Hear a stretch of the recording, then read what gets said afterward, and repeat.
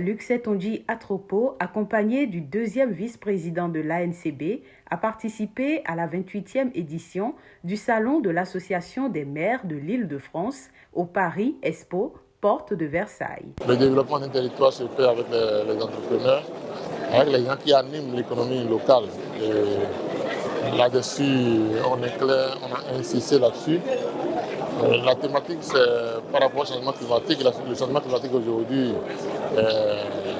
c'est universel. Partout où nous sommes, nos comportements doivent travailler à limiter les affres du changement climatique. Et on en a parlé aussi ici. Le maire de Cotonou, la capitale du Bénin, qui est ici, avec lequel on travaille aussi au sein de l'Association internationale des maires francophones, notamment sur ces questions d'adaptation au changement climatique, et puis saluer les maires d'arrondissement et les maires adjoints de Paris qui sont là. Je me réjouis de l'invitation qui m'a été adressée par Madame le maire de Paris, Madame Anne Hidalgo, avec les autorités Valérie Pécresse, Monsieur le préfet et le président de l'association des maires d'Île-de-France. Je voudrais les remercier. Nous avons souhaité qu'au prochain sommet, les maires béninois soient représentés pour que nous puissions continuer la discussion. Lorsque nous avons un sommet où il y a 1200 maires, c'est important. Il faut venir, il faut se parler. Changement climatique face à l'urgence, comment agir au plus près des territoires? C'est à cette réflexion qu'ont été invités les panélistes de la conférence inaugurale de ce salon. La responsabilité particulière de Paris est quand même d'avoir été la ville qui a accueilli l'accord de Paris sur le climat, qui va bientôt avoir 10 ans. Et ça fait 10 ans, en tant que maire, avec mon équipe, que nous avons fait de cette question du changement climatique une priorité. Une priorité absolue parce que ça a été très bien dit. Et la question de l'adaptation figurait déjà dans l'accord de Paris d'il y a 10 ans. Nous nous basons sur les travaux des scientifiques.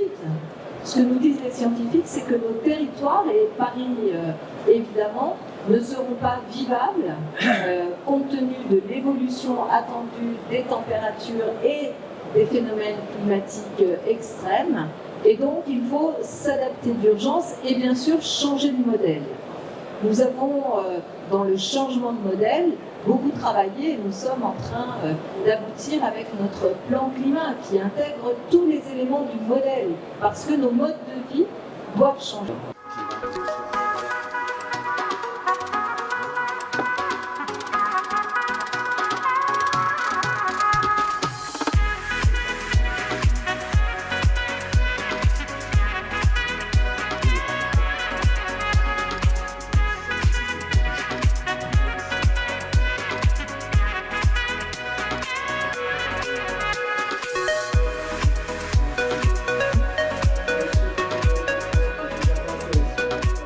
La délégation de l'IDIL de Cotonou a ensuite mis le cap sur Bruxelles. Les partenaires institutionnels rencontrés au niveau de l'Union européenne et de Platforma ont salué les réalisations et actions de développement observées au Bénin et à Cotonou avec l'ardent désir de contribuer à renforcer le développement des communes à travers des projets qui impactent les communautés à la base. Pour moi, tous les maires qui sont très proches de la population doivent continuer à faire ce travail, mais ce travail, ils ont besoin aussi de nous derrière pour pouvoir les faciliter et d'être plus près de la population.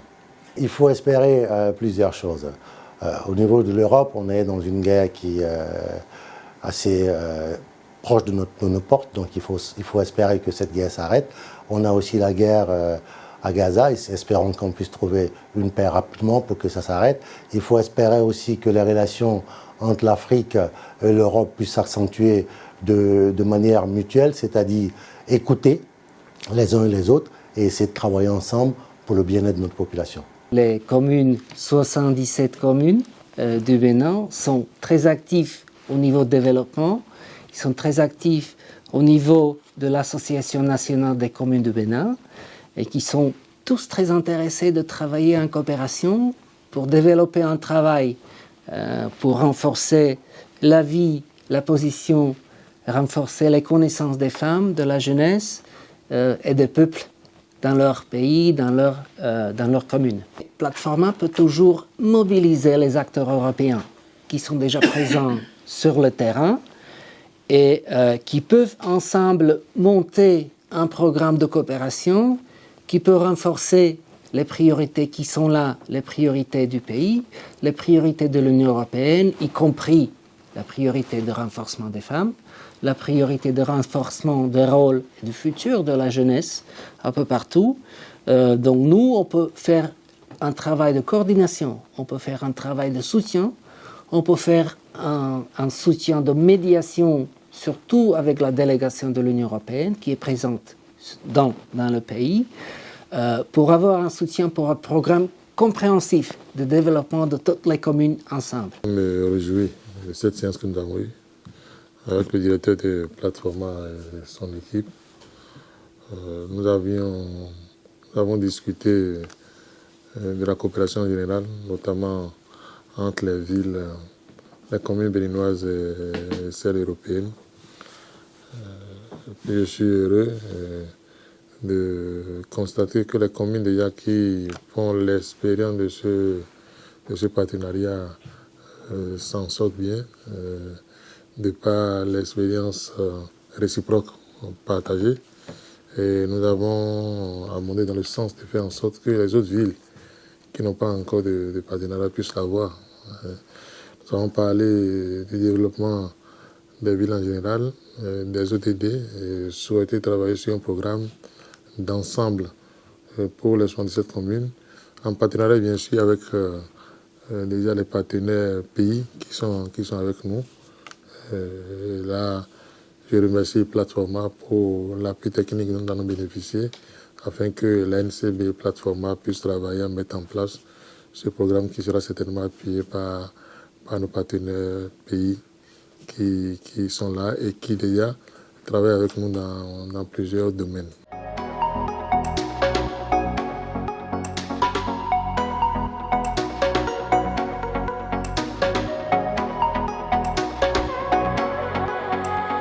Que ce soit à Naples en Italie, à Lausanne en Suisse, à Paris en France ou encore à Bruxelles en Belgique, Luc Setonji Atropo a su convaincre les partenaires institutionnels, les partenaires techniques et financiers en vue du développement durable des communautés béninoises.